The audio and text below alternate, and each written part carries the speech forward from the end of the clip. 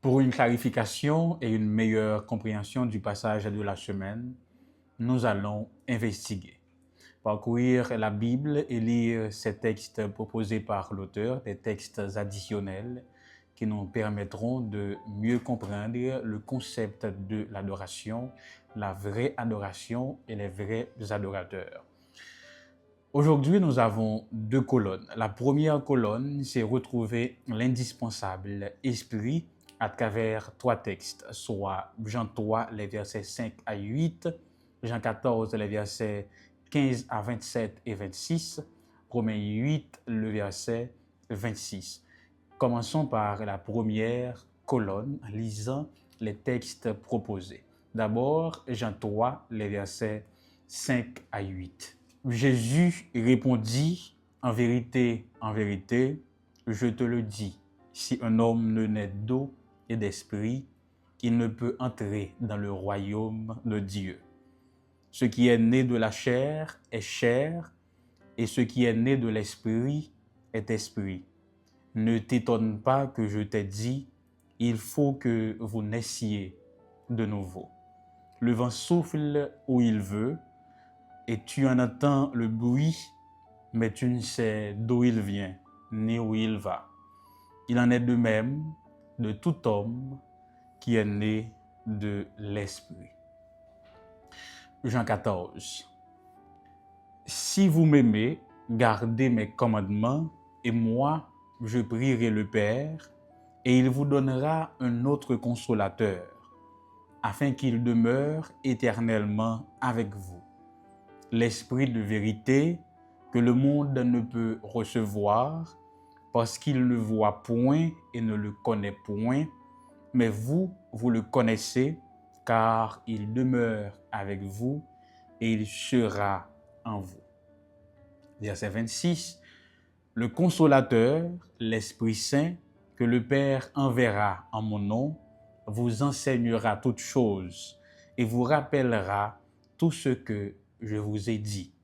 Romains 8, verset 26. De même, l'Esprit nous aide dans notre faiblesse, car nous ne savons pas ce qu'il nous convient de demander dans nos prières.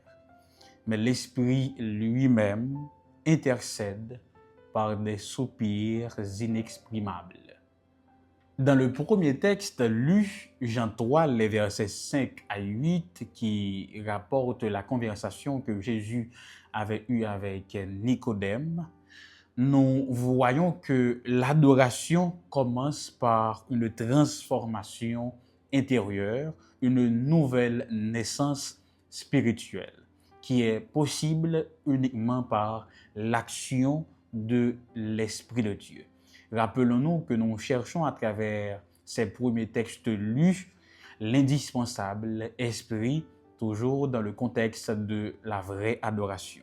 Dans le texte de Jean 14, nous avons lu que l'esprit est celui qui habite en nous, qui nous enseigne et qui nous rappelle ce que Jésus nous avait enseigné. D'abord, ce texte s'adresse aux disciples, ceux qui étaient avec Jésus. Donc, l'Esprit de Dieu allait leur rappeler ce que Jésus les avait enseigné, de même que l'Esprit aujourd'hui nous rappelle ce que nous avions étudié, appris au cours de notre marche avec Jésus. Donc, ce que nous avions appris dans les prédications, dans nos moments de méditation personnelle et autres. Dans le texte de Romains 8, soit le verset 26, nous avions appris que l'Esprit nous aide dans nos moments de faiblesse. Donc, il nous soutient, il nous fortifie dans notre faiblesse. Il nous aide même dans nos prières, dans nos moments d'adoration. Quand nous ne savons pas quoi ou comment demander, lui, il le fait à notre place. Donc, ce qui est indispensable dans l'adoration, dans la vraie adoration, c'est l'Esprit de Dieu. Je l'avais dit tantôt, quand nous parlons d'adoration, il y a 4 éléments essentiels.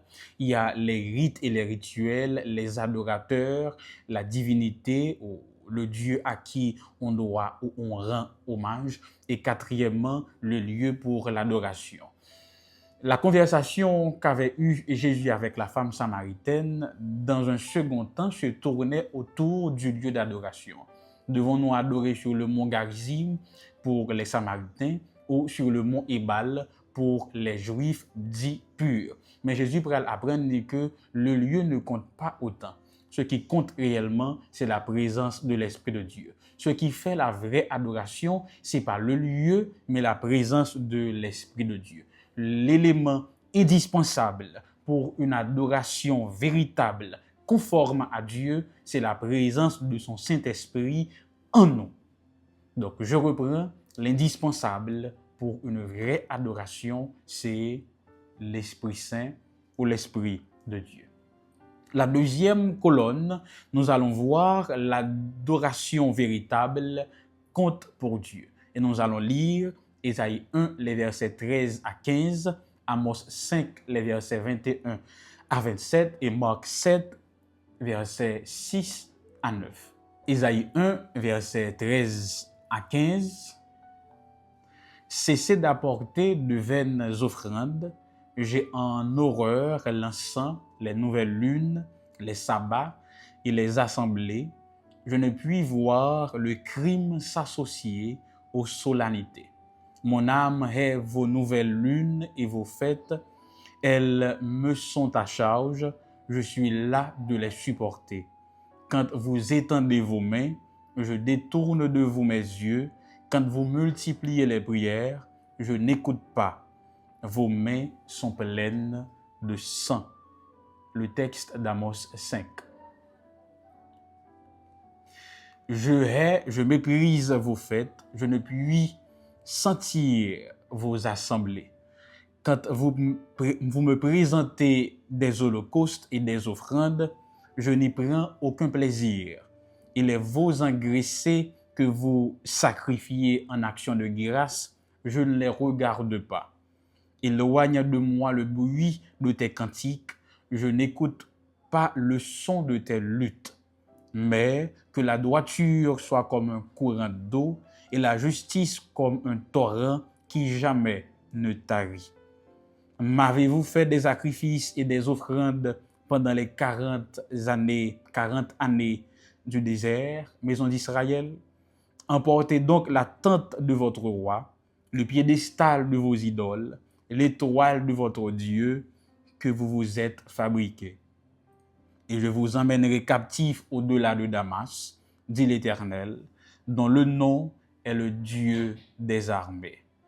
Le texte de Marc 7. Jésus leur répondit, « Hypocrite, Isaïe a bien prophétisé sur vous. Ainsi qu'il est écrit, ce peuple m'honore des lèvres, mais son cœur est éloigné de moi. C'est en vain qu'il m'honore, en donnant des préceptes qui sont des commandements d'hommes. Vous abandonnez le commandement de Dieu et vous observez la tradition des hommes. » Il leur dit encore, vous anéantissez fort bien le commandement de Dieu pour garder votre tradition. Dans la deuxième colonne et le premier texte lu, Ésaïe 1, verset 13 à 15, nous voyons que Dieu rejette les sacrifices de son peuple quand ils sont déconnectés de la justice et de l'amour. Donc ce qui est essentiel pour Dieu, ce qui compte pour Dieu, ce ne sont pas les sacrifices, mais les manifestations sincères d'amour, les manifestations de justice.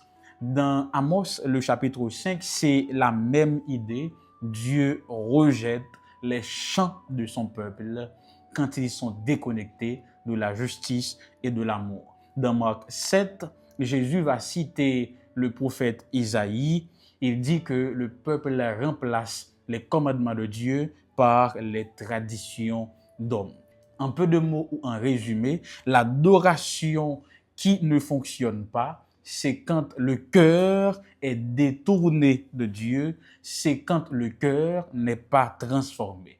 Donc l'adoration qui plaît à Dieu, c'est quand le cœur est transformé, quand la vie de l'adorateur est transformée, quand l'adorateur obéit à Dieu. Si ce n'est pas le cas, l'adoration est vaine ou fausses. Jusqu'ici, rendons-nous à Dieu des adorations vraies ou fausses, des adorations vides de sens certaines fois. Prenons donc conscience, chers jeunes adorateurs, de l'adoration que nous rendons à Dieu. Et après que nous finissons d'apprendre ça aujourd'hui, on nous fait de nos moments d'adoration des adorations pleines de sens, de vie, d'amour et de justice. Prions le Seigneur. Père, que par l'action de ton esprit en chacun de nous, désormais, nos moments d'adoration puissent être des moments remplis d'amour, de justice et de paix qui nous transforment à ton image au nom de Jésus. Amen.